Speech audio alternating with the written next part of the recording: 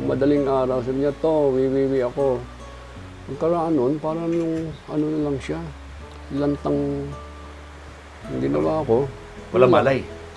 Meron. Pero, kaya lang, lantang. Dinala ko siya sa ospital. Yun nga, nung makita yung CT scan, marami na raw siyang atake na hindi lang napapansin. Nung inuwi ko siya dito, naka-oxygen pa siya eh. Pagkatapos nga, tinanggalan na. Sabi niya, to, kung kaya mong tiisin, eh, pababayaan lang natin siya. Matutulog na lang yan, hindi nagigising. Eh, ayoko. Ayoko babayan ko. Karamang Kurita. Karamang Kurita. Di ko kailangan magpa-sexy. Sexy ka naman. Upang umawit sa radyo at TV.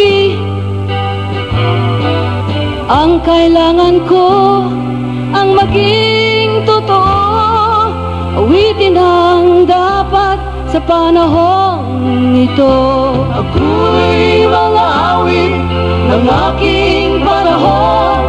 Panahong marami pang nagugutom. Di ko kailangan ng mag-arang damit. Kailangan ko'y awitin ang aking awit. Sumikat siya noong 1970s bilang isang mga awit at naging icon ng OPM. Pero patuloy na sinusubok ng tadhana ang kanyang buhay matapos masunog ang kanyang bahay ilang taon na ang nakakaraan. At nakaranas din siya ng stroke na naging dahilan para siya ay mabaldado. Kukumustahin po natin siya ngayon. Pero bago yan, subscribe muna kayo sa aking channel at kay Christine Babos channel. Guys, dito tayo ngayon sa Tagaytay kung saan bibisitahin natin ang sikat na folk singer noong 70s na si Kurita. At sa pagkakalam po natin, siya po ay nandito ngayon at bedridden. Hindi na po siya nakakapagsalita at hindi na masyado nakakagalaw. At ang nag-aalaga po sa kanya ngayon ay itong si Chito. Sabi ko, salamat. Oo. Si Sir Julius para nakatagpo. Kailan pa po si Kurita rito? Ako, tagal na. Matagal na siya rito. Ano pa bago mag-pandemic, kinuha ko siya. Oo. Kasi nga, sunog ang bahay. Oo. Eh, tapos nakita ko, nung hanapin ko, tutulog lang sa tent. Oo. Tapos, sunog ang bahay sa tent na wala.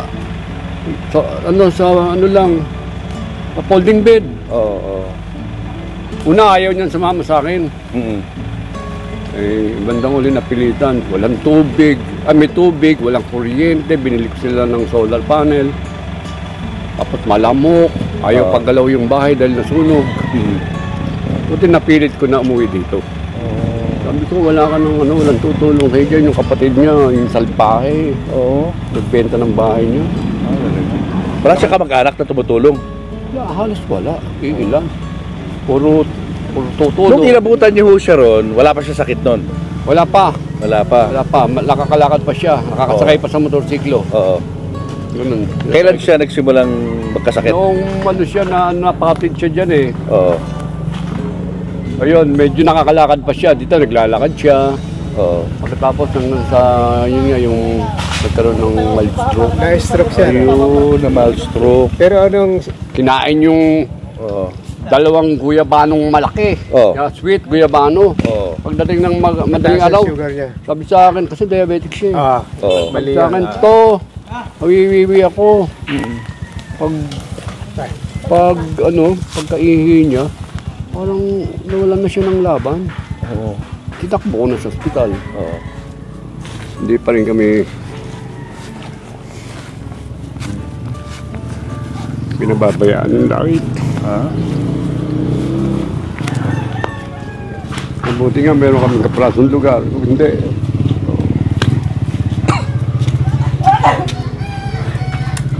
Kurita! Andito si Sir Julius. Ayun si Kurita. Pasok. Hi, Corita. Maganda pa rin. Oo nga. Kumusta ka? Julius, Babaw. Julius Babaw po. Oo, Julius, Babaw. Opo. Kumusta po kayo? Kasama ho natin ngayon si Miss Corita, of course, na matagal na ho nating hindi nakikita at ito po ang kanyang kalagayan ngayon. Kasama rin natin ang kanyang partner na si Chito Santos. Chito, kamusta? Kamusta si Corita ngayon? Ayos naman siya, kaya lang hindi siya makapagsalita. Pero yung ano niya, matalas. Ang pakiramdam niya matalas.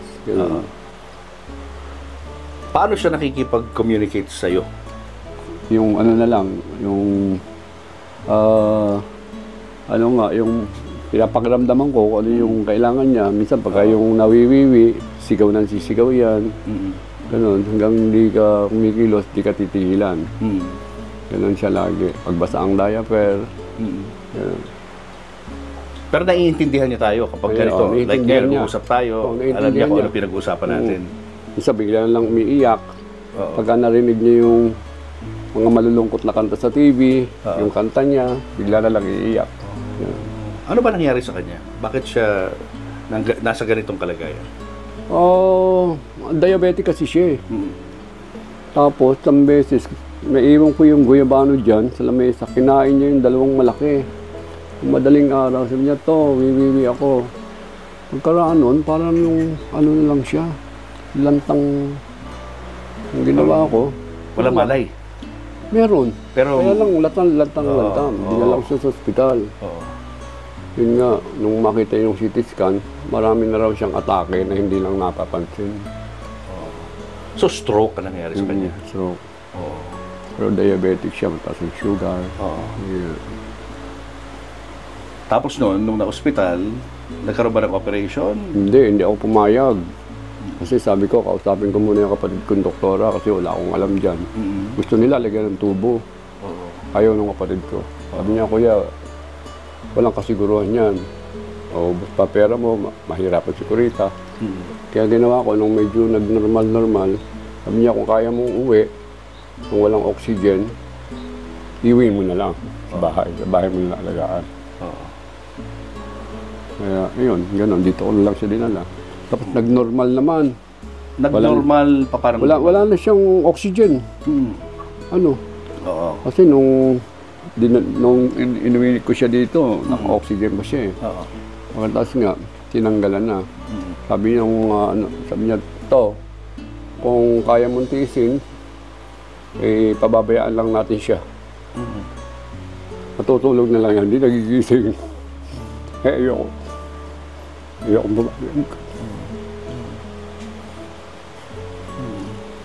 yun, nag-normal naman. Yun lang, hindi siya makasalita. Yun. Kumbaga yung paghinga lang ang normal, pero yung paraan ng pagsasalita, pakikipag-communicate. Dati nasasabi niya pa, Mami, help me, ganun lang. Gumagano'n pa siya.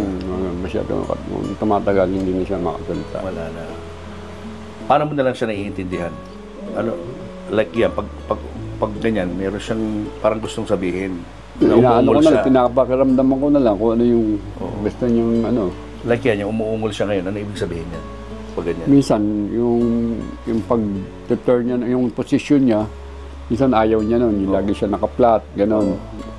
Or sabi ko, hindi po pwede kasi magkakaroon ka ng bed sore. Pag hindi kita, nilagay sa ibang posisyon. Yun, ganun lang. Pero sa galaw ng mata niya, parang nakakaintindi siya eh, no? Minsan biglang nga naman tumatawa eh, kasi nung sabi naglalakad ako dyan, napatid ako. Tawa siya ng tawa. Sabi ko, pinagtatawanan mo ako ha. Ganun siya, napakalakas ng pakiramdam. Yun lang yung memory, nabawasan. Nabawasan na, no? Pero sabi nga, akala ko nga hindi na siya tatagal eh. Sabi ko, iwan mo na ako. Parang ayaw niya. Pilit siyang lumalaban. Ilang taon na ba kayong nandito? Magkasama? Nung masunog ang bahay nila, ayan, doon ko siya kinuha. Kasi nga, sunog na sunog ang bahay, walang kuryente, merong tubig, tapos lahat sunog. Tutulog lang siya sa tent, pinagawa ng mga kaibigan sa Antigua Assumption. Kung malakas ng ulan, nababasa, folding bed lang. Tapos kung ano na lang, may mga bigay lang ng mga kaibigan, yun lang ang kinakain nila. Ginawa ko pag umuwi ako ng Malabon, nagpipishing ako, inuwihan ko sila ng isda, kung ano madadala ko. So nagsimula ito nung nasunog yung bahay niya. Doon kami huling nakita. Kumbaga wala kayong communication for a long time. Wala. Siguro simulan muna natin. Kailan ba siya una nakilala? Nakita ko siya sa Escolta, nagko-concert sa kalye. Anong taon niya? O 1980s yata yun eh. 1980s. Oo. Sabi ko, sino ba yung babaeng maganda na nagko-concert sa kalye? Yung palang kaibigan ko, mga tiga Malabon, sa bahay ko nagtatrabaho. Sabi niya, si Kurita yun, to. Gusto mo bang tulungan? Kasi pinsan ko yung mayor sa Malabon noon eh. Sabi ko, sige, kuhanin niyo yung number, tatawagan ko. Yun nga, kami, kausap kami. Natuloy naman yung concert, plaza. Tapos nga, mga ilang panahon, nagtatawagan kami. Hanggang sa sikat na siya, siguro busy na, hindi na kami nakita. Minsan, nakita kami sa Bicor, may kinuha ko sa kanyang, kasi yung kaibigan ko mahilig maggagawa ng mga kanta.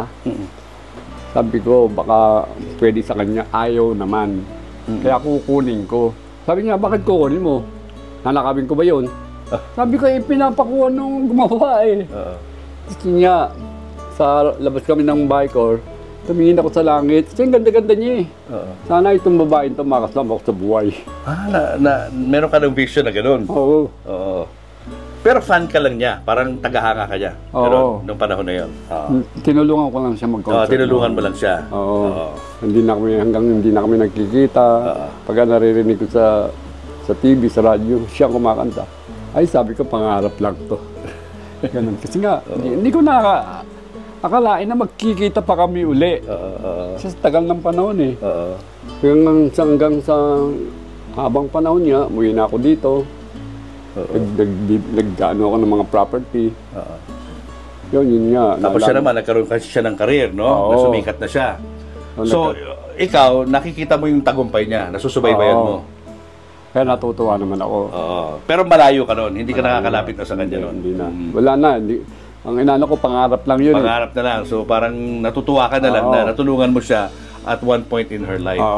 Hanggang sa, may nagsabi sa akin, sito, nasunugan si Kurita. Mga kailan to? Ito lang. Bago mag-pandemic. Nasunugan. Yung bahay niya nasunog. Totally sunog. Okay. Hinanap ko. Nakita ko siya sa Facebook. Payat-payat. Tapos, wala, sunog. Natutulog lang sa folding bed. Totally, ayaw niya namang pagalaw. Kasi nga, sabi niya, we'll ask the lawyer. Sabi ko, linisin natin yan. Ayaw niyang pagalaw. Nakilala ka ba niya agad o nakita ka niya? Noong una, hindi pa. Noong sinabi ko, ako yung tumulong sa iyo ng concert sa Malabon. Ayun, naalala niya. Alam niya, pero ako hindi niya na makilala. Hindi niya na ako matandaan. Hanggang sa araw-araw, halos pumupunta ako sa kanila, dinadala ko sila ng pagkain. Paano yun? Wala siyang kuryente, walang tubig? Walang kuryente. Tubig meron. Tapos sa tent lang siya natutulog? Sino kasama niya? Yung kapatid niyang Amerikano. Kasama niya yun? Kasama niya yun. Yun ang nagluluto. Bipolar. Madalas, iba-ibang isip. Tapos meron siyang pamangkin na nagkaroon din ng diferensya dahil ang sabi, yun ang nakaiwan ng sigarilyo kaya nasunog yung bahay. Lahat nung gamit niya sa bahay, wala siya na isalba? Wala, yung iba ninakaw. Pati yung gitara niya, mga picture niya siguro, mga nakolekta niya sa mahabang panahon. Antique. Mga plaka, wala na lahat yun? Wala lahat, sunog. Yun lahat sa maawa ka din. So, paano naging takbo ng pag-uusap yung dalawa?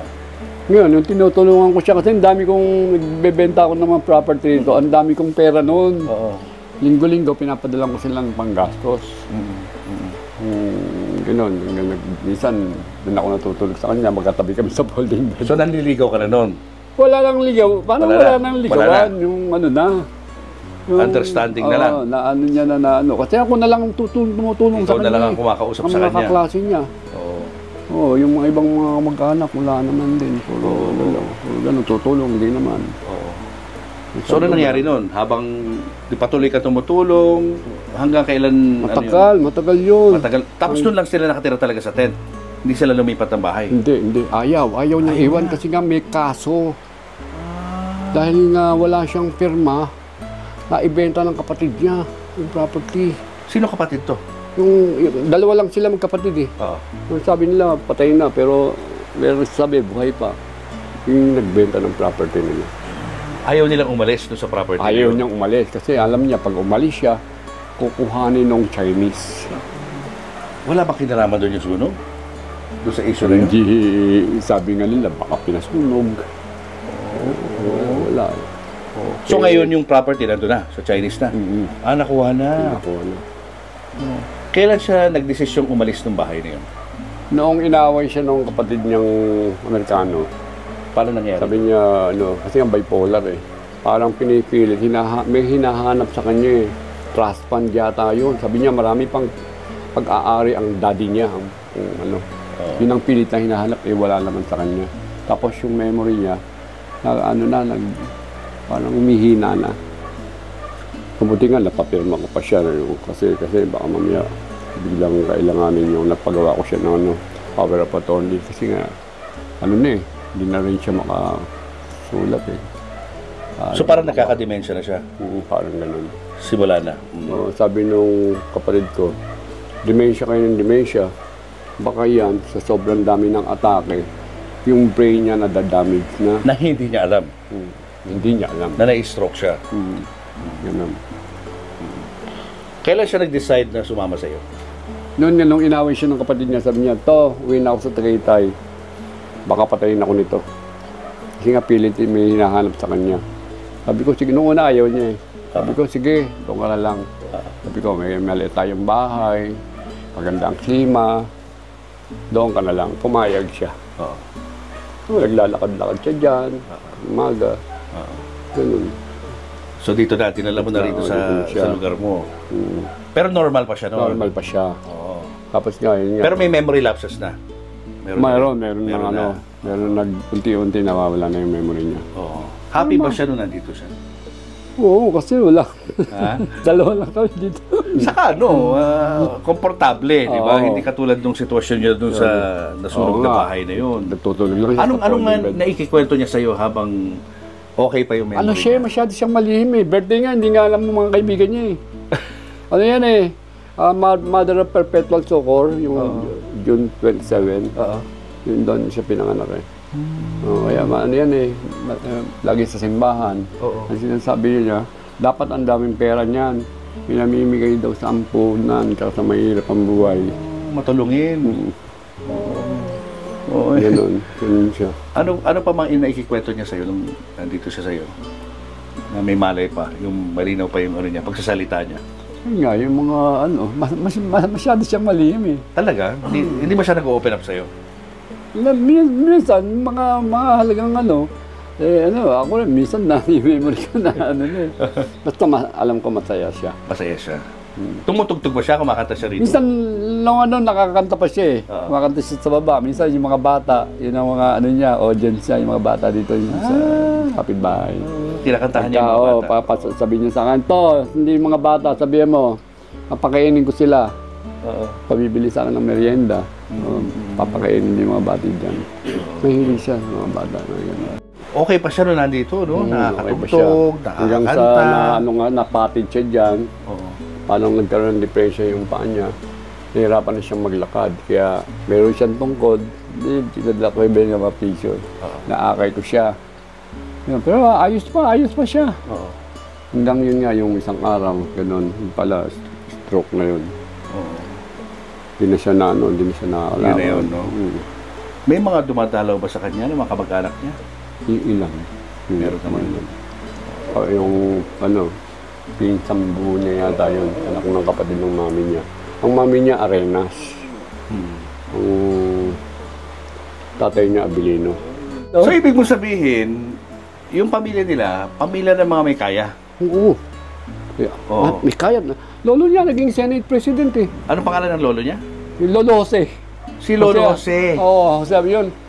Jose Avelino. Oo, yun ang kwento niya sa akin. Yung pinagbili yata nung, hindi ko nga alam, daddy niya yung property. Tapos tinira sa maliit na bahay. Hindi ko malang kung dinala sa Masbate. Nanalo siya nung songwriting yata contest. Dala-dala niya yung trophy, pagkikita niya, nakita niya. Doon na lang nakatira sa maliit na bahay. Sino? Walang, yung lolo niya. Si Lolo Jose? Nawala na. Naghirap din si Lolo Jose? Oo. Ang laki ng bahay sa Gilmore yan. Mayaman talaga. Oo. Oh, yung lolo, yung Jose Avelino. Oo. Yung panahon ni Rojas yata yun. Oo. Nakita niya yung lolo. Bakit naghirap si Lolo Jose? Kasi hindi nga mga close yung pamilya niya. Kanya-kanyang benta ng property. Yung rancho nila sa Masbate. 3,000 hektarya, malaki pa sa Malabon. Hindi pero government-owned yun. Na inupahan nilang 50 years, gusto niya nga habulin. Sabi ko, wag mo nang pakialaman yun. Ngayon. Hindi naman natin kailangan ang maraming pera. Basta tayo, mabuhay tayo ng tahimik. Okay na yun. Nakwento ba sa ni Curita kung paano siya nahikayat na tumugtog at kumanta? Paano nagsimula ito? Sabi niya nga siya yung walang kahirap-hirap. Hindi ka mukha ng iba na nagdaan pa ng amateur. Siya kasi, naisip niya lang, submit yung kanta niya sa Bicor. Hindi pa yata Bicor noon. Tapos nung marinig, binigyan agad siya ng break. Gagawin siyang Lady Freddy. Kaya, Freddy Aguilar? Oo. Masipag siya. Yun nga yung nadaanan ko nga siya sa eskolta, nagko-concert sa kalye. Ang niya pa, backup yung 3 bulag. Sikat na ba siya noong panahon na yun? Bago pa lang sumisikat. Pasikat pa lang? Yung unang ginata niya nun, yung oras na eh. Yun ang unang-unang yung hit oras niya. na siya Magre, tsaka Lolose. Yun ang big hit. Sa kasikatan ni Curita noon, I'm sure nakaipon naman siya ng Maraming pera talaga. Marami Pinamimigay siya nga. Pinamimigay lang niya. Pinamimigay. Kasi nga may kaya sila eh. Bali wala sa kanila yung material na bagay. Pinamimigay, sabi ng driver sa akin, pinamimigay sa mga ampunan, sa simbahan. Every now and then, merong siyang pinapadala sa simbahan. Tulong. Pangarap niya maglagay ng ampunan. Hindi siya nakapag-asawa? Hindi. Sabi ko nga sa mga driver eh, wala ba naging boyfriend yan? Malihim yan eh. ikaw lang alam namin, sabi niya doon. Sabi ko niya sabi ko ang ganda-ganda mong yan. Sabi ko ako nga lahat ng kapitbahay ko sa Malabon, gisyota ako na eh. Ikaw wala. Tatawa lang yun, tatawa. Malihim. Ano itsura niya nung bata siya? Napakaganda. Hihilingin ko ba sa langit siya kung pangit? Tumingin lang ako sa langit, Juju. Kasi kami nakikita lang namin sa mga picture, sa mga video. Sayang nga, may mga close natabi akong mga picture pero baligay ko nalubog na nung baha sa Malabon. Bata pa kasi siya, yung kaibigan ko sa Tropicana Malabon, batang-bata siya, binibigyan ako ng mga picture noon. Ako naman, hindi ko naman akalain na aabot pa doon sa... Wala akong talaga na magkikita pa uli kami. Kasi nga 30 taon mahigit. 30 years, no? Gano'ng kahirap alagaan si Curita? Sabi nga nila, mga kaibigan ko kung kami hindi namin kaya yan. Hiniling mo nga sa langit, paano ka namang aatras? Hiniling mo sa langit, tapos nagkaroon magproblema, iiwan mo. Diba? Talagang hindi kami pinababayaan ng langit. Talagang hindi umaabot sa amin yung magutom kami. Laging may mga dumadating na tulong. Ganun. Sabi ko, minsan lang tayo mabuhay. Gagawin ko na ako yung tama. Hindi ko siya iwan. Anong lagi mo sinasabi sa kanya? Hindi kita pababayaan. Tinatanong nga nung kaklase, ito, paano yan kung sakali? Saan mo dadalhin yan? Sabi ko sa namin sa Malabon, malaki, meron kami mausoleo sa Malabon. Kung ayaw nilang kuhanin, sinabi ko na sa mga pinsan ko, doon ko siya ilalagay. Kung ayaw pa rin nila mga kamag-anak ko, dito na lang. So, hinahanda mo na yung sarili mo? Oo, sinabi na ng kapatid yung doktora yun, ihanda mo yung sarili mo. Oo. Pero ano, lumalakas siya na. Lumalakas. Ayaw na, sabi ko, Rita, iwan mo na ako kung nahihirapan ka na. Kasi nahihirapan din ako eh, iwan mo na ako. Kaya kong mabuhay mag-isa. Iiyak. Iiyak siya. Umiiyak, ganun. Sabi ko, sige, hindi. Sige, basta. Sabi ko, hanggang kaya ko. Dito lang ako tabi mo. Meron kaming natatabing pera pa. Sinasabi ko nga sa Alpha, hanggang kailan yun. Kaya nga minsan naiinis ako sa Alpha. Kasi nga, parang yung royalty niya, ang liit-liit, tinidelay pa. Tapos yung meron siyang co-writer, nasabi nila sa akin, pag hindi kinuha, sa kay Kurita pa rin mapupunta. Ngayon, tinatanong ko, ang dami pa raw kailangan na gawin para makuha ko. Sabi niyo, pag hindi kinlane, kay Kurita pa rin, 250,000 pa yun eh. Malayo rin mararating nun. Oo. Yung pagkain nun. Ang gatas niya, Julius, 2,000 every 4 days. Isang lata, 2,000. Anong klaseng gatas to? Yung Glucobest. Baka kasi may mga viewers tayo na fans o mga kamag-anak o mga gusto magbalasakit, pwede naman magpadala ng ano, di ba? Ng in-kind, no? Ng mga gatas. Yung mga klase niya sa sanction, gano'n ginagawa pinapadala. Kasi ayoko akong bibili. Mamaya mag-isipan na ano eh, di ba? Sabi ko kayo na lang bumili, kaya lang medyo papadala pa dito. Malaking gastos pa, hindi ka mukha nung una kasi binibigay nila sa akin yung pera, ako ang bumibili. Kaya ayoko namang humingi ng humingi. Kung ano lang yung tinatanong, ito, meron pa bang gastos sa Kurita? Sabi ko, wala na. Nagagawa ko pa ng paraan. Dumating nga yung bilyaran. Kumikita ng ano yan. Dati, 500 pataas. Sabi ko, sa 4 days, nakukuha ko na yung pambili ng gatas. Tapos minsan may nagka-camp. Ganun tuloy-tuloy lang, Julius. May blessing na dumarating talaga, no? Oo. Kaya lang, minsan yung, siyempre pagka yung mihina, iniisip ka rin. Pero kahit pa paano, meron pa namang ano. Yung mga kaibigan niya, tumutulong, mga pinsan ko. Minsan nagpapadala nung kailangan niya. Paano kung may mga gustong tumulong? Financial na tulong sa inyo? Meron ba kayong GCash o Paymaya? Meron. Kaya lang hindi ako masyado sanay doon eh. Pero meron akong GCash. In the meantime, yung mga viewers natin na gustong tumulong from abroad, pwede sila magpadala through Super Thanks. Makikita nyo sa screen. Para doon nyo na lang po padala yung inyong mga tulong. I-click nyo lang po yung heart button sa Super Thanks. Tapos lahat po ng mga proceeds doon, ibibigay ho natin sa kanila para makatulong naman kayo doon sa naging contribution din ni Kurita sa ating mga Pilipino, no? Napasayan niya tayo sa pamamagitan ng kanyang musika, sa pamamagitan ng kanyang pag-perform for all of us. And from us, Chito, bibigyan kita ng 50,000 na tulong. Galing sa amin yan. Maraming salamat. Oo naman. That's our way, little way of acknowledging kung gaano kalaki ang contribution na naibigay ni Kurita para sa ating industriya. Saka para makatulong din sa inyo kahit papaano. Maraming salamat, Julius. Ihip ng ating panahon, may sigaw, dinggin mo, at ubos na ang oras mo. Oras na magpasya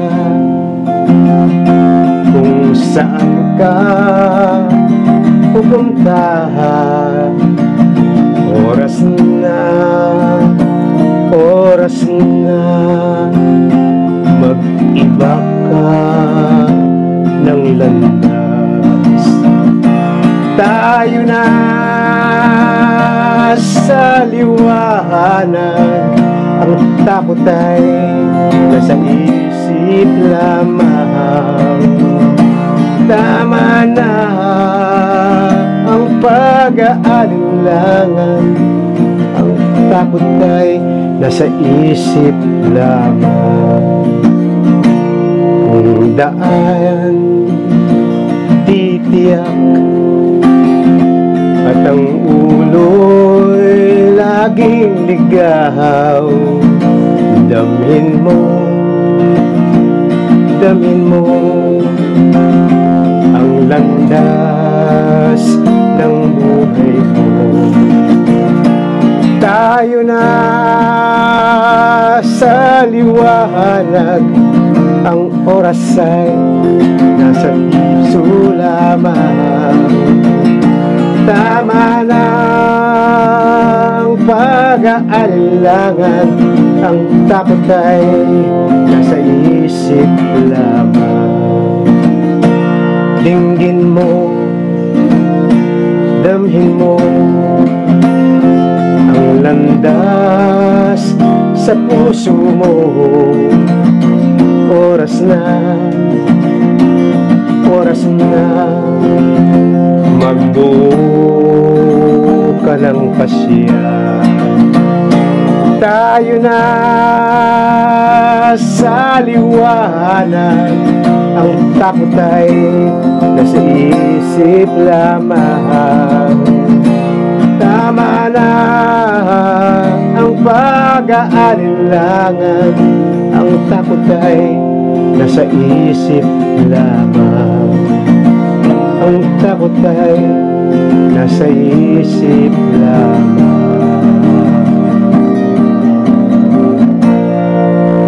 Oh, ang ganda ng mga songs mo, Kurita. Ha? O Jesse, paano ba kayo nagkakilala ni Kurita? Sa mga tugtugan, doon kami unang nagkikita niyan. Panahon-unang mga konsyerto, mga original music. Sa guesting sa TV, ganyan. Siyempre mga panahon noon, mga sikat pa kami.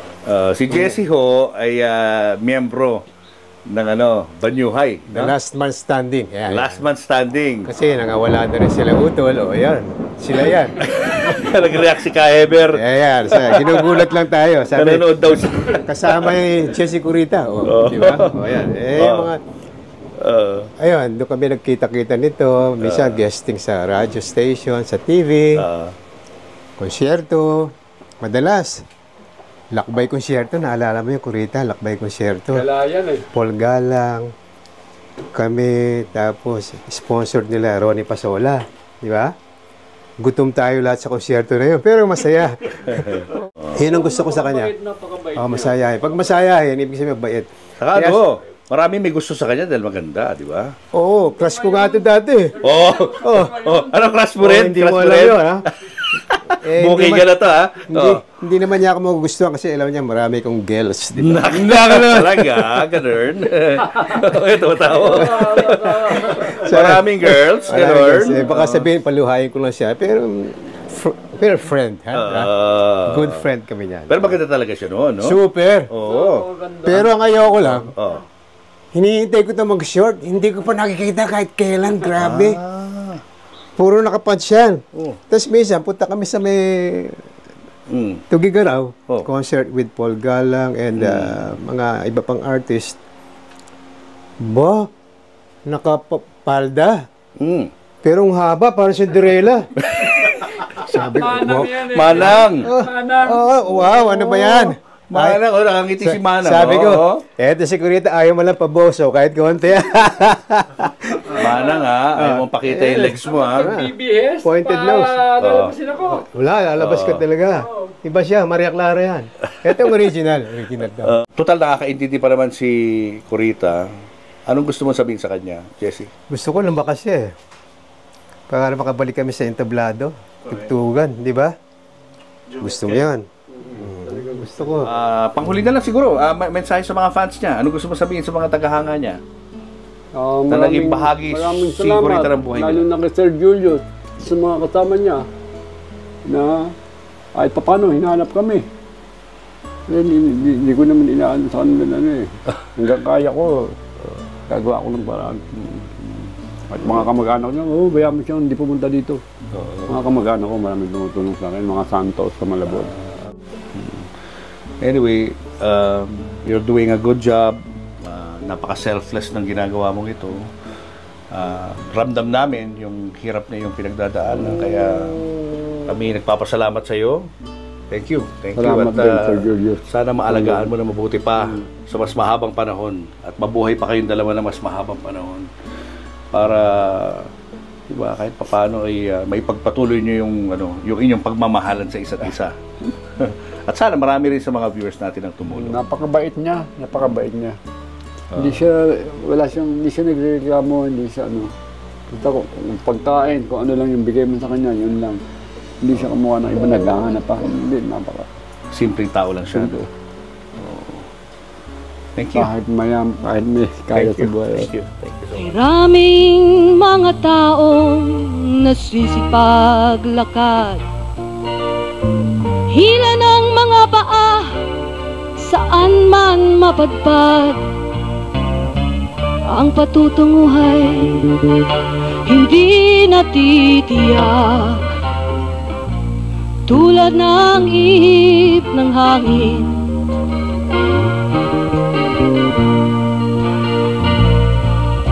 Lahat tayo'y naglalakbay, aking nakikita. Saan tayo tutungo, saan tayo pupunta?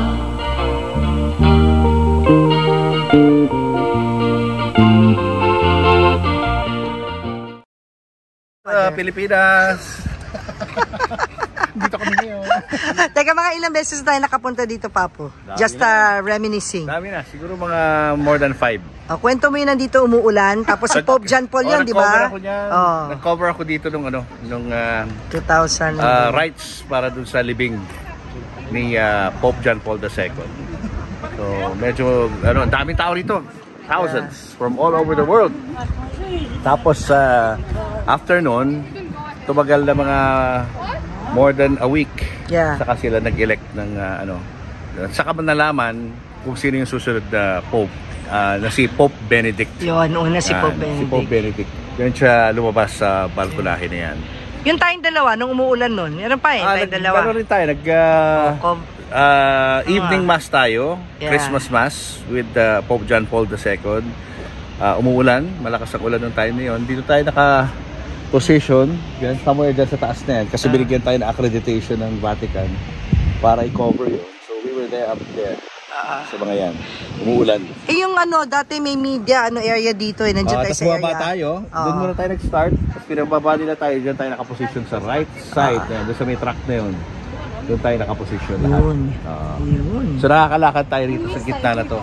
Yan, palakad-lakad tayo dyan. Kumukuha tayo ng video ng Santo Papa na nakaupo doon sa may shade na yan. Yeah. Lakad tayo, babe.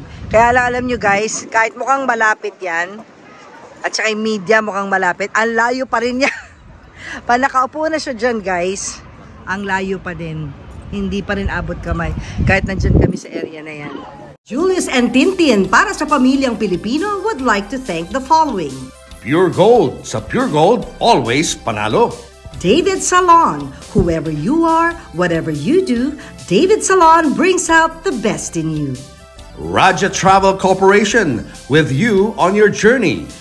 Baby Co Wipes. Bida si baby sa alagang Baby Co Wipes. Cupid's Cologne Love Mist. To order, message tonybbabaw@gmail.com. Enagic from Japan. Kangen Water Machine. And DeLonghi Coffee Machine.